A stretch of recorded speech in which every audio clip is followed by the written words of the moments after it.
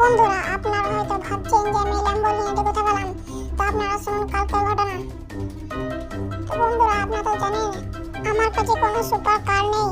তো আমি গ্যারেজে যাবো গা এবং দেখবো গা কোনো কিছু পাওয়া যায় কিনা। যদি থাকে সমর্থ তাহলে কিনবো, কিন্তু আমার কাছে এখন 1 টাকাও নেই। তো বন্ধুরা, এই তো গ্যারেজটা, আমরা এলাম গ্যারেজে। আরে বন্ধুরা, কত ধরনের গাড়ি রয়েছে দেখো। আমার কাছে তো পয়সা নাই, আজকে রাতে আইবো, তারপরে দেখবো কোনো জোগাড় করতে পারি কি না। তো বন্ধুরা, এখন আমরা যাচ্ছি। রাত হয়ে গেল, এবার তো আমরা চলে এসেছি। আমি এই রাস্তা দিয়ে এসেছি, নাহলে কেউ দেখে নিতে পারে আমাকে। এবার আরে এটা কি? এটা তো একটা হায়াবুসা মনে হচ্ছে, কিন্তু এটা আমার নেওয়ার দরকার নেই, কারণ আমি এসেছি সুপার কার নিতে।